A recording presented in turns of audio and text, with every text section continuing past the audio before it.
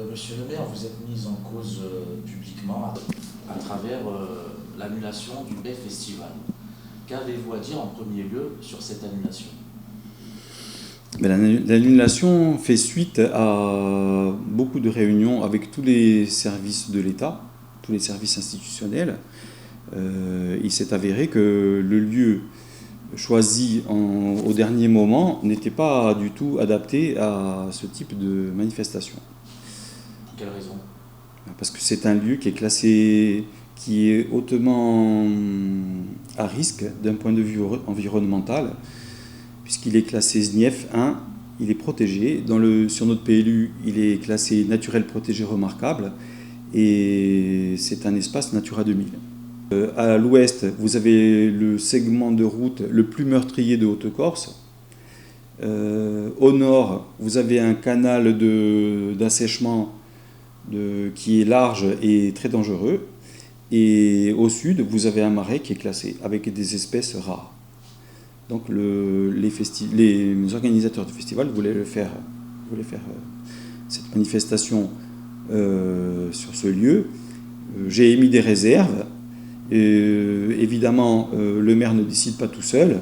J'ai consulté les services de l'État qui sont compétents en la matière. Et il s'est vite avéré que ça n'était pas possible. Les organisateurs sous-entendent, ou disent plutôt clairement, que vous, au départ, vous leur avez donné une autorisation afin de faire cet événement. Qu'en est-il?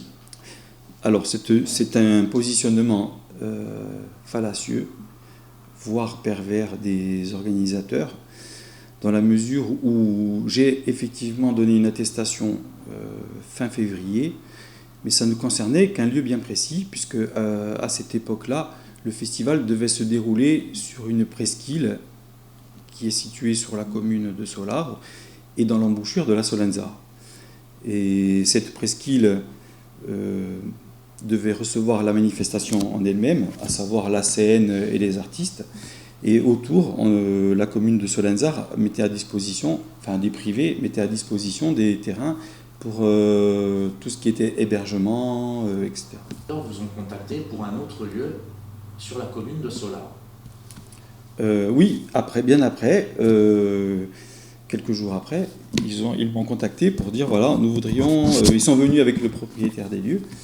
Je les ai vus au mois de mai, début mai, je crois, et pour faire cette proposition. Je leur ai dit que je n'avais pas d'a priori défavorable, mais il fallait d'abord se blinder et consulter les services de l'État pour savoir exactement quelle réponse ils allaient apporter, sachant que le lieu était très sensible.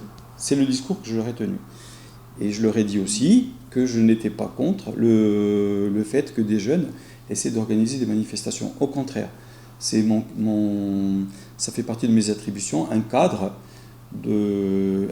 doit aider les jeunes à s'exprimer, mais pas n'importe comment. Alors qu'est-ce qui a fait, justement, qui a mené à ce fameux arrêté que vous avez pris pour interdire cette manifestation? Dès que les organisateurs et le propriétaire de terrain sont partis, j'ai pris contact avec mes contacts habituels, qui sont le sous-préfet, monsieur le sous-préfet, et le commandant de gendarmerie de Ghisonaccia.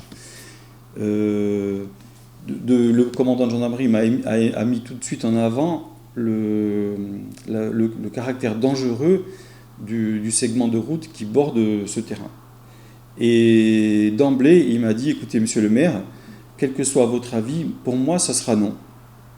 Donc je me suis rangé à son avis parce que c'était le plus raisonnable, parce qu'en Corse, on a une histoire douloureuse.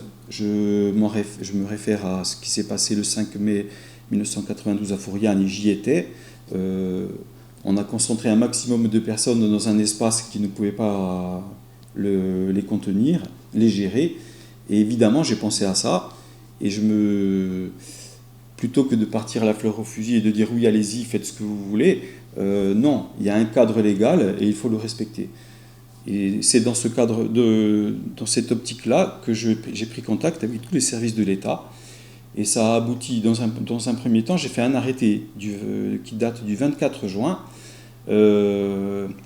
qui interdisait cette manifestation sur la commune. Ensuite, les services de l'État m'ont recontacté. J'ai été invité à une réunion en préfecture le 8 juillet avec tous les services, le chef de cabinet du préfet, le colonel de gendarmerie, le colonel des gardes mobiles, etc., tous les services de la DDTM. Et il s'est avéré que tout le monde a émis un avis défavorable, voire très défavorable, et tous ces avis étaient bien circonstanciés. Le mien aussi, évidemment, était défavorable. Seul un avis était favorable, c'était celui du maire de Saris-Ouananza. Dire que les organisateurs ont fait la sourde oreille, car plusieurs réunions ont eu lieu à la gendarmerie de Ghisonaccia, en présence du commandant et du capitaine, où on leur a dit clairement que ça n'était pas possible. Donc, et bien avant, début juin. C'est fin mai, début juin, plusieurs réunions ont eu lieu à la gendarmerie. On s'est même retrouvé à la sous-préfecture de Corté en présence de monsieur le sous-préfet, de son chef de cabinet Stéphane Perali et du capitaine de gendarmerie de Ghisonaccia. Et le sous-préfet leur a dit qu'en l'état, il n'était pas possible que le festival se déroule sur ce lieu bien précis. Pour moi, la polémique est close. On ne peut pas répondre sans fin à des élucubrations pathétiques des uns et des autres. Donc le conseil municipal s'est prononcé. Le fameux arrêté a été fait en concertation, a été écrit à 4 mains avec les services du préfet, avec son chef de cabinet. Donc j'attends sereinement la suite des événements.